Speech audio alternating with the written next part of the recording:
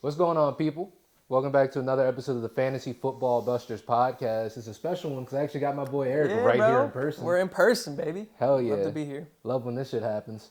So we're actually going to talk about some Dynasty wide receivers and our rankings of them. We're going to go with our top 10. This video is just going to be 10 to 6. So you're going to have to watch the next one if you want to see our 5 to 1 rankings. But yeah, with that being said, we can go ahead and dive right into it. Let's get into it. With the number 10 spot, Eric, who do you have at number 10 for the receivers? So, number 10 spot's kind of up for grabs. There's a couple guys that I considered here, but I ended up settling on Rashee Rice out of SMU, 6 foot, right around 205 pounds. I like the size. He's got really good body control. And if you're looking at the analytics, I liked that he was top of the 2023 class in yards per route run versus zone coverage, which is something that you had mentioned to me earlier. He's got high football IQ, finds the soft spots in zone, and that's evidenced in the statistics. So I like him there.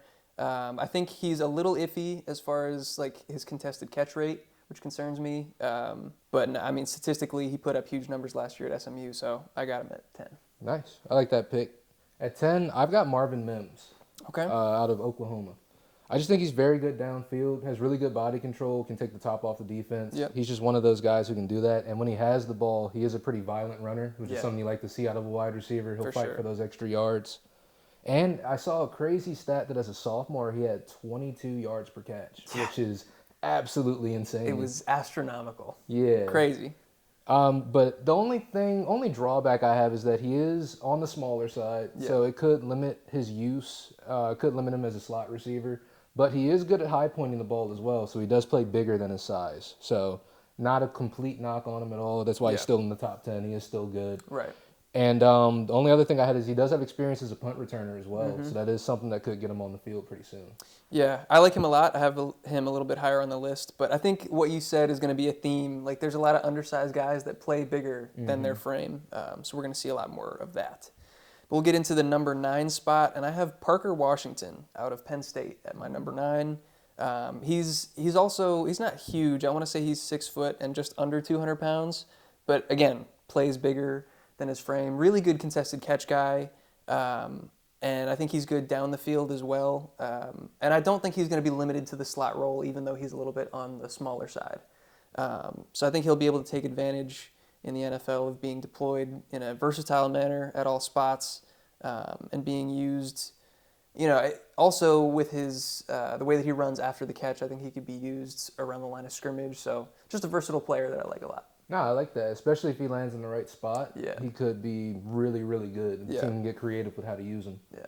At 9, I actually have Xavier Hutchinson. Okay. Out of that spot. I just think he has really good hands and physicality. He's like one of those guys I just didn't really see a whole lot of drops from. Like, he was going his direction. He was going to catch it. Yep. The only drawback is that he's not really an athlete. Okay. And he doesn't really have a whole lot of technique. A lot of his play relies on his physicality and his ability to sort of out-muscle defenders and out-body defenders. More of like a raw prospect coming into the NFL. Okay. Right, which I feel like if the right team gets a hold of him, they can polish that and make him into that sort of prospect. Sort of like a DK Metcalf when people were saying he wasn't very polished coming into the league. And now he has gained that through experience. Right. And also the fact that he was on a really bad, not even a really bad team, but a sub-500 team. And was the defensive focus and was still able to get 100 catches, almost 1,200 yards, and still make an impact. So all right, I like that a lot. So that gets us through our number 9. We're on to the number 8 spot. I have Jalen Hyatt here. That might be low for some people. I just think he's pretty one-dimensional. But from everything that we've heard, he's going to get high draft capital. The NFL seems to like him a lot. He does have crazy speed. He's going to be a burner. And I think if you're going to be one-dimensional, you got to be good at that one thing, and he's really, really good at that. He takes the top off the defense. I think he's got a good release. I think he's got good technique in, beating defenders and then stacking them to maintain that separation. And I think the NFL is going to like that. To me, he's kind of like a discount Jameson Williams. Okay. And, if you hear that, like maybe you think I'm too low, but I'm also a little bit lower than consensus on Jameson Williams. So that's my opinion. But he had a fantastic season this year. This was definitely his breakout. He hadn't really done much production-wise up until this past season, but 67 catches, over 1,300 yards, 15 touchdowns. Hard to argue with. So it's like you said, I have Jalen Hyatt. I actually have him just slightly higher. Okay. Slightly higher. But the one I have in this spot is actually Zay Flowers out of Boston College, right? Yeah, Boston College. Yeah, just an absolute burner as Yeah. well. One of those guys, if he's in the open field, you're in trouble. Oh, yeah. And he's really good at tracking the ball when it's in the air, too, which is something that you want him to see out of your receiver at all times. Yeah. The only things I saw that were kind of drawbacks were he's not very good at shedding contact from corners. So, like, yards after catch or yards after contact. Okay. It's not something he excels in, but it is something he could work on. When it comes to contested catches, it's also something I feel like he needs to implement into his game. But at the same time, with him being the player that he is, if they're able to draw things up correctly, he should be open more often than not. Yeah. But at the same time, he's going to have to acclimate to getting into the NFL and hopefully land in the right scheme. Yeah. But if he is, I think his ceiling is higher than the people that I've already talked about. Yeah, for sure. He's another guy that I'm a little bit higher on. He's one of my favorite prospects in the entire class, but we'll get to him in a second. We got another repeat player here. I got Marvin Mims at my number 7 spot. Yeah, we're at 7. Mm-hmm. You already talked about it. He's 5'11", 182, so just a little bit undersized, but similar to, like you just talked about with Zay Flowers and even Josh Downs when we get there. He plays bigger than his frame. Like you said, the yards per reception of 20 yards for his career is absolutely ridiculous. Astronomical. Like, you don't hear that number. Really good yak ability, great at the catch point, good at contested catches, even considering his size. But I'm just repeating what you said. So I like him clearly a little bit more than you do, but for a lot of the same reasons. So I got him up at 7. I have to say, it's purely just because I feel like I need to watch more and get a little bit more in touch with these players. I feel like I'm familiar, but I want to get more familiar. And I do like Marvin Mims. He's somebody who wasn't really on my radar before. You had brought him up to me before, and I took a look, and I was like, no, this guy's really good. He's legit. Yeah. Yeah. Taking a look at my number 7 spot, I've got Jalen Hyatt at that spot. Yep. A lot of the stuff that you said, elite quickness with top speed, sort of to match that. Is a natural sort of pass catcher with pretty reliable hands, but like you said, he's only had one real season of like elite production. So we don't really know if that's going to be a consistent thing. He's got a lean frame. His route tree is kind of limited. And, you know, he's going to have to acclimate to come into the NFL just because of the offense that he was in college. Right. But other than that, I think in terms of athleticism and in terms of him as a prospect, like you said, he's going to get the draft capital because he's got all the tools that you need. Yeah. It's just a matter if it's going to be able to put it all together or not. Right. I think it's funny that, like, he's probably the guy that we've had the most negatives to say about, but, like, we're still ranking him right in that kind of mid-tier. Mm-hmm. I wonder how that's going to play out, like, once he actually gets to the next level. I don't know. I wonder how much of why we're ranking him this high is going to be his projected draft capital versus his actual production. True, because he could very well come in and just be a dud. Yeah. Or he could come in and be an absolute beast. Yeah, I think he does have a low floor, high ceiling type situation. But so boom or bust. We will see. And then the last spot here at number 6, before we get into our top 5, is, for me, it's Josh Downs.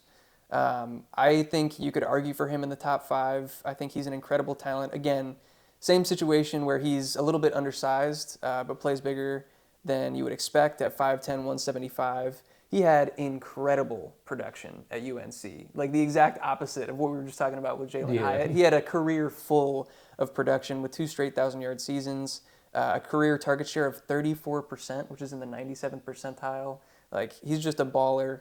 And then similar to that kind of Zay Flowers mold, I think he's really good for his size down the field in the contested catch realm.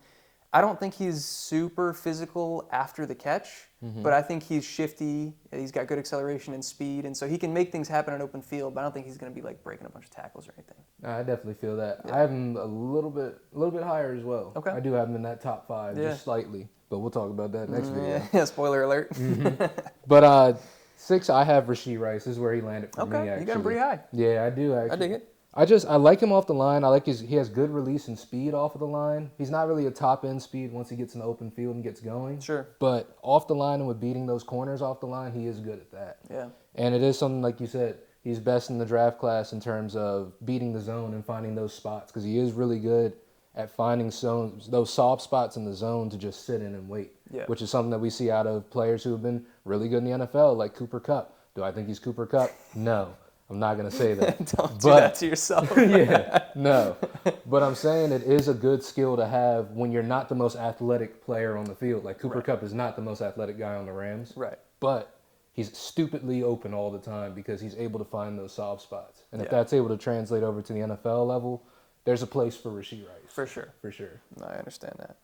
All right, so that was pretty quick, but we got through it. I hope you guys learned a lot from our 6 through 10 spots at wide receiver, and check back in for when we get to our top 5. But you want to wrap us up before we get out of here? Hell yeah. Thank you guys for watching. Make sure you guys do all that great YouTube stuff. Make sure you hit that subscribe button, hit that notification bell so you know when we drop these videos, know when 1 to 5 comes out, so you can watch that as soon as it comes out. Make sure you hit that like button. It's absolutely free, and it helps us get out there in the YouTube universe stratosphere. And also comment. We've gotten a lot of great engagement lately. People wanting to send roster reviews, stuff like that. Do that. Engage with us, roster reviews. We're helping people out with their Dynasty rosters. If you want to drop a roster for us to review, you can do that on Twitter, TikTok, or drop it down in the comments below. We'll answer them. No paywall. Just send them our way. We will give you our thoughts on what we think about them. Yes, sir. And with that being said, you guys made it this far. We love you. Thank you for watching, and we'll catch you next time. Peace. Peace. The fuck is wrong with me, bro? We went from not fucking up the conclusion to a video